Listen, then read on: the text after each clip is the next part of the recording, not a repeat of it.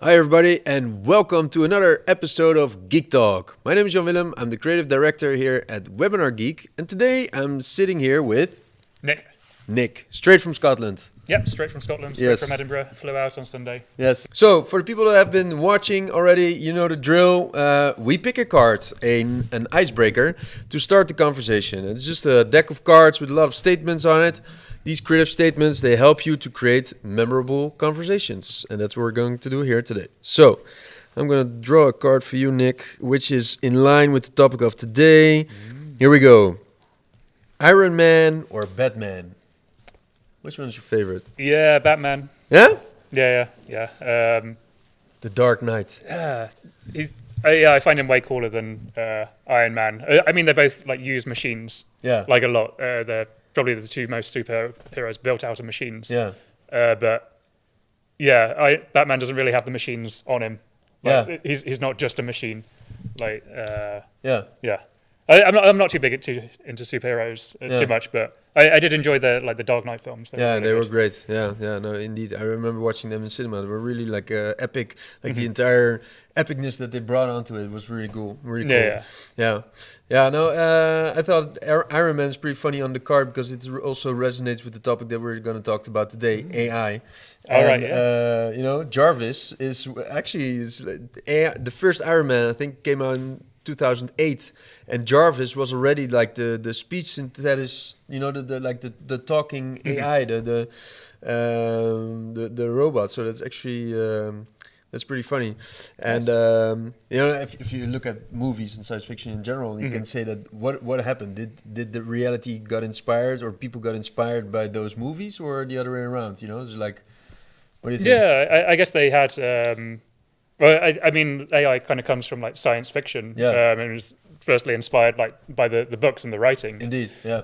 And then the movies came out. But then are you saying is real life inspired by? Yeah, you all could of say these? right. There's also this term right now. It's not science fiction; it's science future. Science future. Yeah. Okay. Yeah. Yeah. I guess that's where it all stems along from. I mean, that the books and the films came before we actually had AI. So. Yeah, in that indeed. So you could almost say that we use this as an inspiration to build, you know, based upon what these writers wrote, and even in the 50s or 60s already. Yeah, right? yeah, exactly. Yeah. That's cool. So a massively uncharted territory is the intersection of AI and webinars. Yes. Indeed. What is your take on that? Like your first thing that comes to mind when you hear AI and webinars in one sentence? When I think of like AI, I always imagine like automating like boring things that you don't want to do. Yeah. So for webinars, that could be like used in webinar creation, like trying to find that perfect title for a webinar. Yeah. Coming up with some description, some SEO meta tags for your Facebook and LinkedIn to get to engage interest, stuff that might be hard to come up with, but with a little help from AI, you can make sure you get a high enough view account. Yeah, indeed. For your webinars. Yeah, and you know, for me, it's like here at WebinarGeek and as a marketer, I think it's always how do you say, like it's an endless. There's an endless amount of opportunities and creative directions to sell a product like webinar software, because you know it has so many different things. It has indeed, like you say, the content creation part. It has the live streaming, live video part. It has email. It has statistics. It has integrations. It's a workflow. It's a choice, basically, you know, how much you get out of it. So, and then if you combine that with AI, even there's, like you say, there's different regions where it applies. Yeah, certainly. What do you think is having the most impact right now if you look at AI and webinars? I've not experienced too much AI in webinars myself, but I'd say certainly like the creation. Content creation. Content creation of it is probably a big area. Have you been playing around with experimenting with some tools? Yeah, I know. WebinarGeek, we offer like automated webinars. So one of the ideas was to kind of simulate some of the chat that happens within like automated webinars, to say have an AI agent kind of watch the webinar video and say, okay, can you give me some interesting chat messages that could maybe engage some more viewer response for someone watching the automated scenario. And maybe if it's really good, if the AI software is really good, we could do that for live webinars as well. So say you've got a webinar and it's got quite a low viewer count, then you could simulate some messages spoken by like AI agents and engage the viewers a bit more with that. That's terrific. I was in a marketing event last week, and I saw in the talk that someone mentioned an AI moderator that actually was also indeed like steering the conversation and also like counting the time that, for instance, if there's two people in a conversation, that, for instance, say, hey, you didn't talk for like 5 minutes, now it's your turn to talk again, so you really can balance that out. It's pretty cool.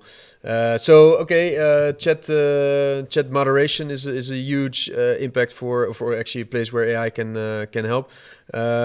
Statistics, what do you think about that?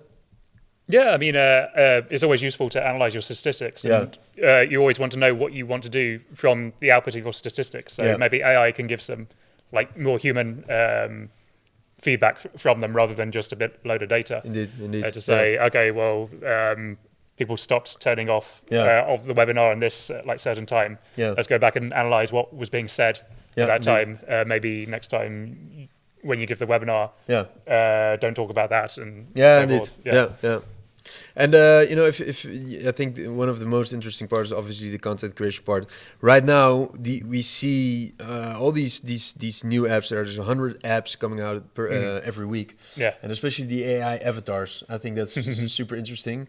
Do you think that if you, for instance, create an AI avatar and you create an on-demand webinar, you automated yourself like 100%? Do you think that will happen? That people will actually make their own AI avatar and then host webinars on an autopilot, automated or on demand? They script, that. Do you think that will happen? Yeah, eventually. I know we're just getting started with like AI video technologies. Indeed. So, in order to make a webinar, it could be as simple as once we've got sufficient hardware to do it, like typing in what you want your webinar to be about and like generating your avatar to say these certain things. And then I guess there would be no need for like automated webinars where you can just like generate them on demand. Exactly. And I saw also, it was pretty funny, was this week on LinkedIn I saw eye contact. So there was actually people that that register a live webinar and they look away. They don't look into the camera directly, but they look off. I don't know, because they're nervous probably, or they're looking on the side. With eye contact, you can redirect or you can change the where you look. So you're like focused 100% on your audience all the time, like I'm doing right now. Is that you're looking into the camera, you're talking into the camera. So they changed how your face is looking into the camera, and it looked real. So it's and that is what I love, like these little initiatives, ideas that a lot of people that host webinars can actually benefit from, because in the end it's not it is important how you present, but it's a shame if people do not host webinars because they're scared or that knowledge remains hidden. Right. I think that is something that is very important in the convergence of AI and webinars, that we will be able to release knowledge easier. All these limitations that we probably have imposed on ourselves, they can be gone. And even the people that really do not want to be in front of a camera with an AI avatar right now, others can still benefit from their knowledge. So that's kind of interesting. Last question from a development perspective. How does AI influence your work?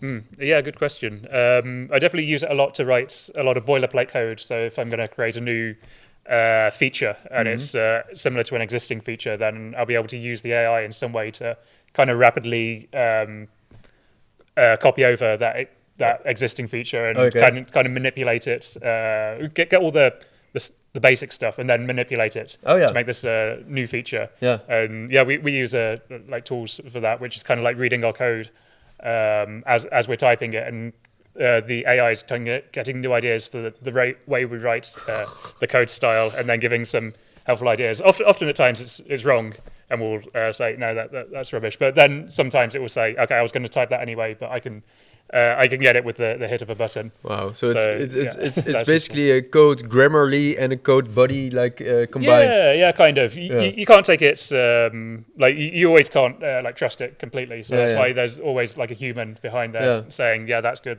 No, that's rubbish. That's good.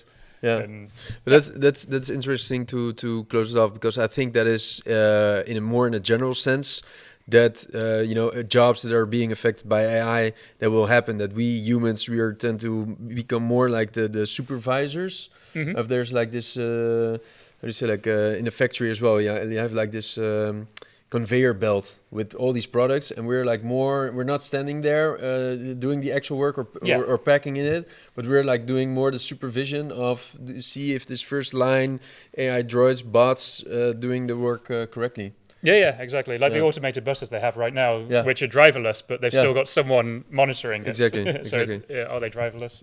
Indeed. That's an interesting future for humanity. Yeah, So, I don't think it's going to come anytime soon. Like the world that we're living in is quite slow to adopt these new ideas. So even if you're scared that AI is going to take your job, it's going to be for a while. The world's quite slow, especially on the coding front as well. Some banks are using really old systems, which nice. That's funny. Yeah. Well, plenty of time to adapt.